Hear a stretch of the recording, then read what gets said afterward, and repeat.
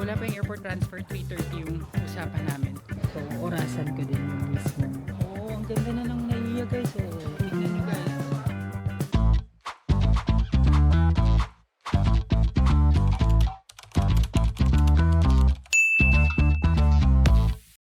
Hi amazing people! Welcome back to my YouTube channel. So today is the day na babalik na tayo ng Pilipinas guys from Hanoi. So I will be sharing with you the whole process mula dito sa ating hotel hanggang sa makarating tayo ng Pilipinas. So kung gaano katagal yung wait time, kung ano yung mga kailangan gawin, kung ano yung mga tips na maipapayo ko at yung experience natin dito sa airport process na ito.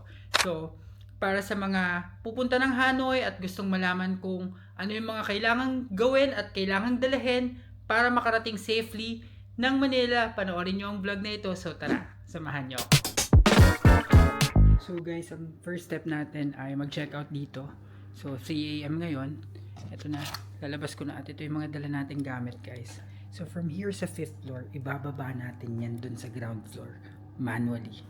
So challenging ito guys. Kaya, isa to sa mga kailangan yung malaman kapag dito din kayo mag-check-in sa La Renta. Wala silang elevator. At ganun ka ba? Doon sa pinakababa guys. So, let's go. So guys, nandito na ako sa labas ng La Renta Center Hotel and Spa. Nakapag-check out na ako. Pagdating ko dun sa bandang 2nd floor, may tumulong na sa akin. So, binaba niya yung isa kong maleta. And nag-iintay na lang ako ng airport transfer kasi nag-book ako ng airport transfer sa Klook and mas mura siya guys kung mag-grab. Chinek ko yung pricing pareho. So, and kung gagamitan nyo pa siya ng promo code ko na Emil Klook, mas makakatipid pa kayo. So, use my promo code and book it via Klook. Ayan guys, ang ating maleta, nanganak na siya, dalawa na siya. So, wala pa yung airport transfer, 3:30 yung usapan namin, pero wala pa siya. So, tinext ko na pero hindi pa nagre-reply.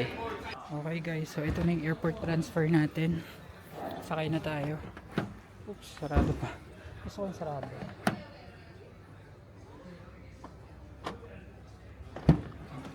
Thank you. Oh, yeah. So guys, babiyahin na kami. 3:40. Paalis to. So tingnan natin. Orasan natin kung gaano katagal yung biyahe mula dito sa Old Quarter hanggang sa Noivay International Airport. Sa Terminal 2 pala kayo guys kung international. Syempre, doon kayo magpapababa sa Terminal 2. Kasi domestic yata yung Terminal 1. Guys, so after 30 minutes, sakto 30 minutes, nandito na tayo sa Noivay International Airport Terminal 2. And welcome dito sa airport. And pagpasok mo guys, or actually nasa labas ka pa lang, meron ka na ditong makikitang time slots ng flight. So ito yun sa atin, 8:25 Cebu Pacific, 5J 745 to Manila. Ang ating check-in counters ay from F5 to F8. So tayo ay papasok na guys. Hanapin natin yung F5 to F8. So let's go. So pasok tayo sa airport guys. Oh, ang laki ng airport nila guys. So, and wala naman mga hindi naman masikip so far. So, inagahan ko talaga guys kasi sa Ho Chi Minh nga nagkaroon ako ng ganung problem where I had to wait for more than an hour yun eh. So, ito yung F guys.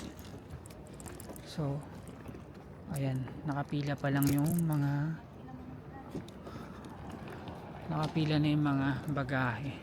So ipipila ko na rin to. Okay, so pila muna tayo. So guys, medyo napaaga tayo. Sarado pa yung check-in counters. Pero meron na dun mga pila ng maleta. So mga Pinoy naman din yung mga nandun. So ipinila ko na yung sa akin para at least kaya kapag nag-open yung check-in counter naka-queue na tayo. So yan guys, parang ghost town itong airport na to. Alam mo yung provincial airport na walang katao-tao guys. And even so, yan, meron ditong pre-pack table, merong water. Guys, to be fair, hindi kayo maliligaw kung saan yung check-in counter ninyo kasi kada check-in counters merong nakalagay. Ayan, so wala pa yung ano natin, hindi pa bukas yung check-in counter natin guys. So nag-iikot-ikot lang muna ako dito at ano ng steps. Sayang naman kasi ang steps. Pero ayun, dadalhin ko muna itong aking pushcart dun sa mga maleta ko para hindi mahirap mag-navigate. Guys, so habang hihintay ng check-in, pwede na kayo mag-fill out muna ng e-travel. You can fill it out at least 72 hours prior to your arrival to the Philippines at etravel.gov.ph or sa eGov app na meron din naman sa Play Store at sa Apple Store. So ang tagal, medyo matagal, pero maaga naman kasi talaga akong dumating kasi nga ina-anticipate ko na baka matagal yung process, pero sana naman pagka check-in at immigration mabilisan na lang. So orasan ko din yung mismong pagsimula ng check-in hanggang matapos tayo dun sa final security check sa dulo, para alam natin kung gaano katagal yung airport process dito sa Hanoi, sa Noi Bai International Airport. So stay tuned. So guys, 5:10 na bukas yung check-in counters ng Cebu Pacific dito, and yun yung ating magiging start time ng airport process. So tignan natin kung gaano katagal aabutin. So far naman smooth yung pila at mabilis. So 5:10, it's now 5:25 and nasa malapit na tayo sa una ng pila. So guys, 5:37, 5:10 ako 5:10 nag-start yung pila, and 5:37 natapos ako mag-drop off ng aking check-in baggage. So ang next nating proseso is go through immigration and final security check. So dyan yun guys, and dito guys meron ka ng boarding pass tsaka yung passport, i-prepare mo lang, tapos bawal na camera, so later na lang. Alright guys, so update, natapos na tayo sa immigration final security check, and it's now 5:43 AM. So from 5:10 na nagsimula mag-open yung check-in counter hanggang 5:43, so 33 minutes yung inaabot ng ating immigration or ng ating airport process from check-in, immigration, and final security check. So ngayon ay nandito na tayo sa ating mga boarding gates. Hindi ko nga pala nakita kung anong boarding gate na. Gate 44. So, sa gate 44 tayo guys, at papakita ko yung loob ng airport nila. Yan, so para siyang sa Hong Kong pero mas tahimik. Yan, so dito tayo guys. Iniikot ko lang kayo around, and meron pa tayong 2 hours basically guys na mag-iintay mula sa boarding hanggang, or mula sa ngayon hanggang sa mag-boarding. And buti na lang dito guys meron ng mga bukas, may mga kainang bukas, merong tindahan ng noodles na bukas. Ayan, Noodlesan. At eto, bigyan ng almusal. So meron dito, ang pangalan is Two Tigers Noodles and Bar. May mga fa. Baka may buncha pa dyan ha. Hahabol pa yung buncha. Ayan guys, so sa kabilang side, eto na yung mga waiting area. So dito, yan, may mga souvenir shops din. And dun pa yung gate 44 guys. Teka lang, titignan ko lang itong souvenir shop. Baka kasi may candy or anything. Ito yung mga laman ng souvenir shop guys. Ito may Maru. Bumili ako niyan sa Ho Chi Minh kasi ito yung Mr. Viet.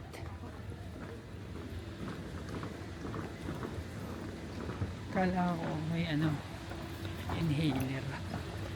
Inhaler kasi pinapahanap sa akin eh. Eh wala. Guys, if ever na ayaw nyo maglakad or medyo tiring yung paglalakad para sa inyo, may mga walkalators naman sila kapag malayo yung boarding gate.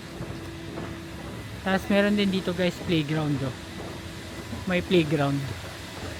May mga slide para hindi mainip yung mga bata habang naghihintay ng boarding. Ang galing no, parang pang ilang airport ko na to na nakita na meron para mga ganyan palaruan na free. Alam ko kasi sa Pinas sa NAIA Terminal Free meron din parang ganyan, may playground or palaruan ng bata pero may bayad. Ito free talaga.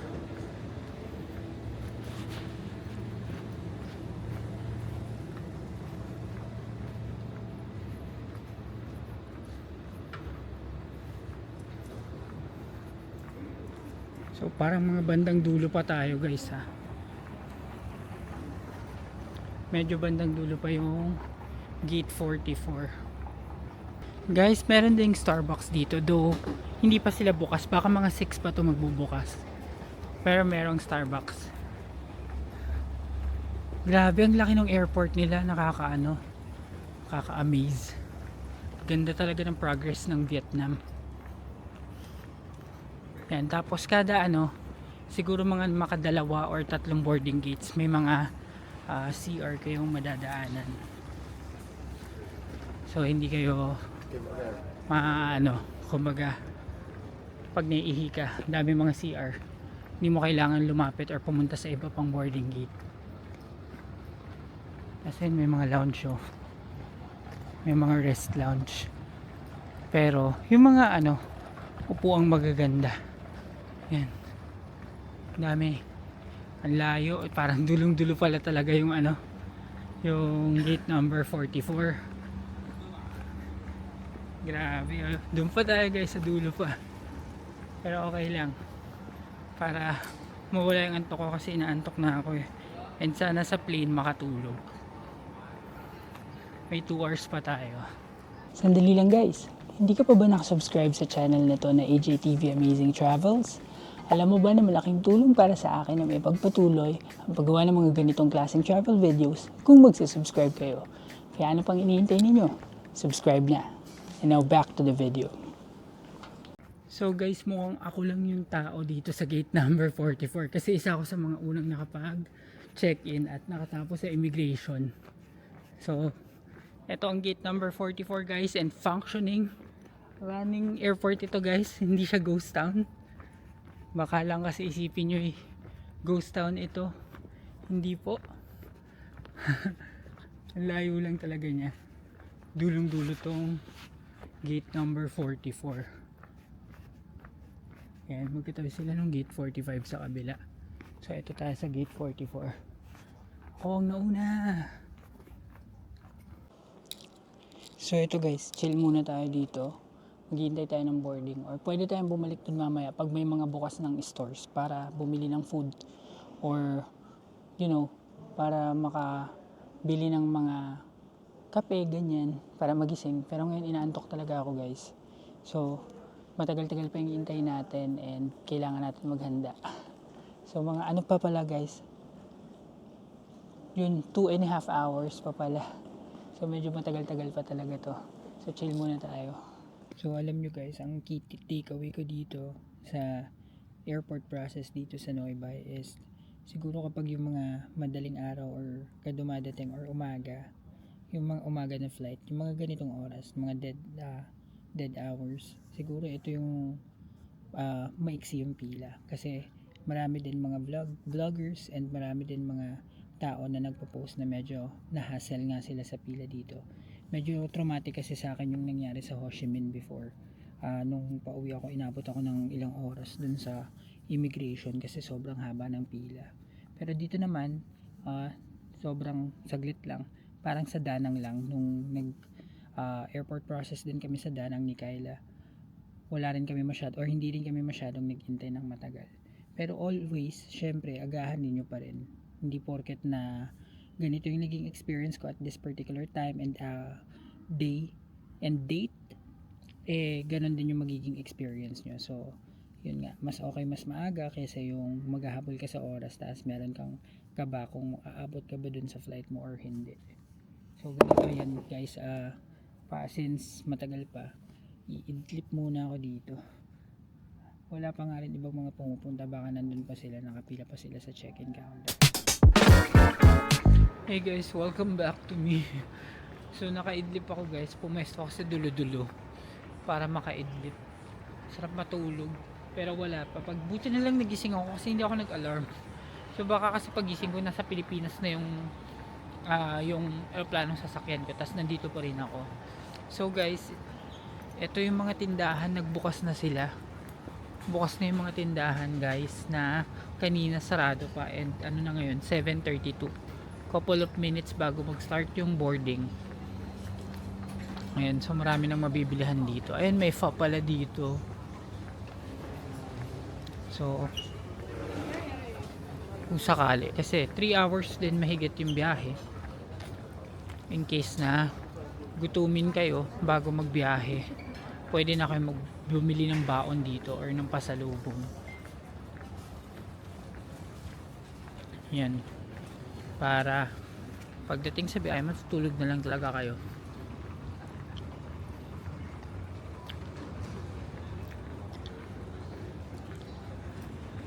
Dumami na rin yung tao guys dito sa airport. So pati yan, yung pilang yan nakikita nyo sa unahan nyo ay Starbucks. So yung Starbucks guys nagbukas na rin. So saan bumili ka? So pwede naman kasi card dito Ngayon guys, medyo mahaba-haba yung pila dito sa Starbucks.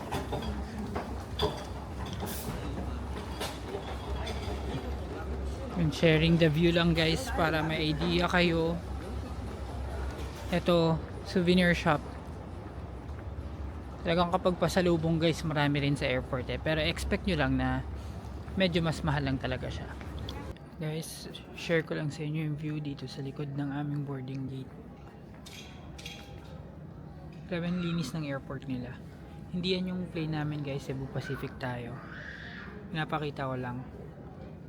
Napakalinis ng nila, airport. Tapos may plane doon.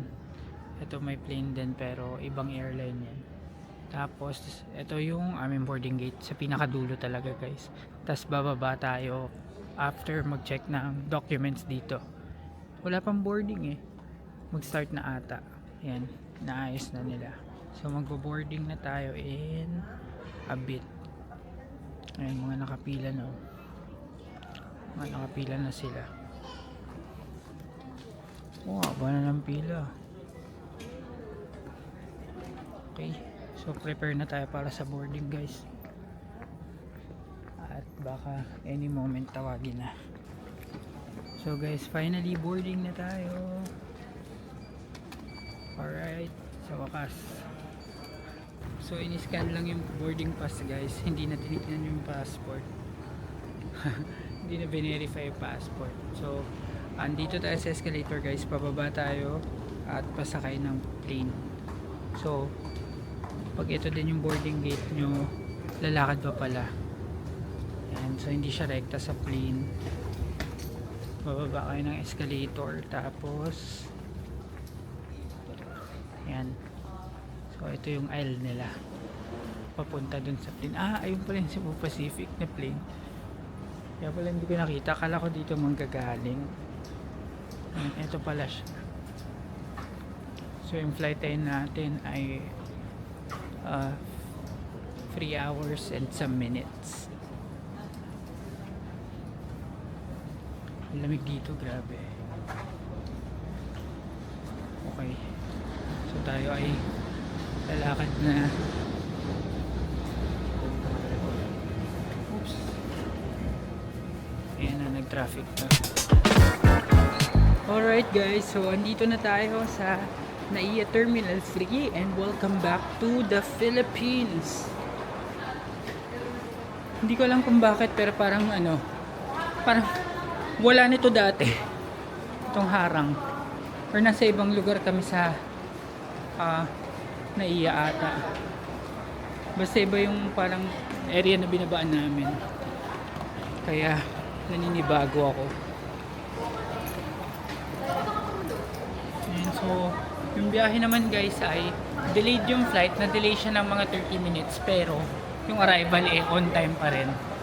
So basically, na-compensate. Binilisan nung captain yung to compensate dun sa delay.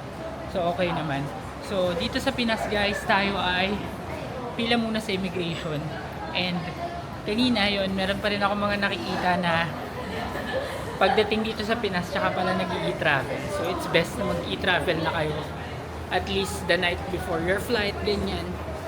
Or kapag nandun kayo sa airport, nag-i-intay ng boarding para pagdating dito, hindi na kayo mahahassle na mag-i-travel. Parang sumikip dito guys.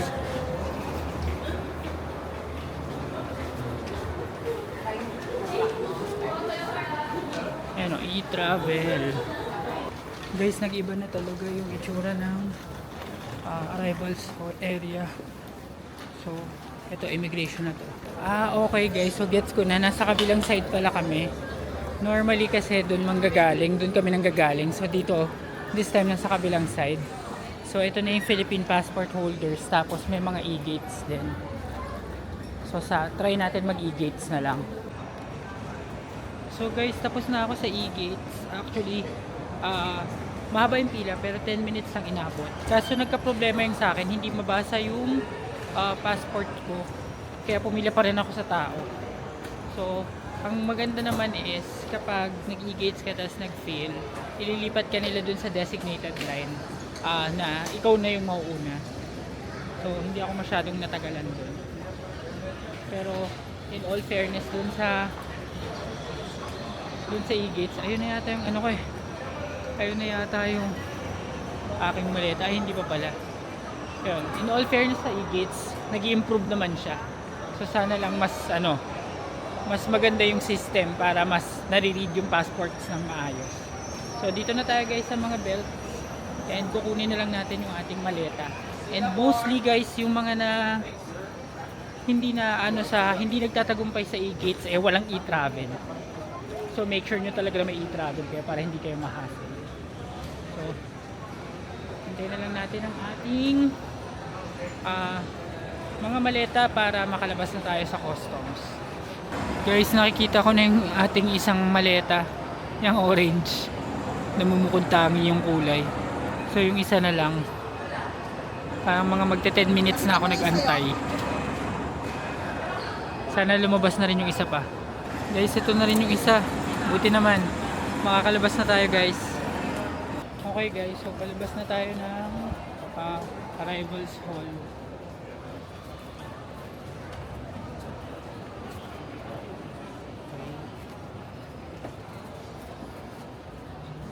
May bata kasi sa unahan ko. Natamaan. Ayan, wala naman hiningi guys, dumaan lang. Hindi na rin pinapascan yung yung e-travel. So, andito na tayo guys sa arrivals hall. Oh, ang ganda na ng NAIA guys. Oh, tignan nyo guys. Love the Philippines. Fairness maraming mga changes na dito sa NAIA guys. Ang galing Sana tuloy-tuloy at sana ay mas mag-improve pa. So tuloy-tuloy itong upgrade guys. So since nandito na tayo guys, i-end ko na ang vlog nito at ang buong travel series ng Hanoy Sapa Vlogs guys. Maraming salamat kung nag-join kayo mula sa first episode ng vlog na ito hanggang sa ngayon. Salamat sa inyo at kung nagustuhan ninyo ang series na ito, ang video nito, please give me a like, comment, share, and subscribe to my channel. And hit the notification bell para updated kayo sa aking future vlogs. Comment down your questions guys para sa next video ng ating tips, tricks, and cost breakdown masagot natin lahat yun. So yun lang guys, maraming salamat. Bye!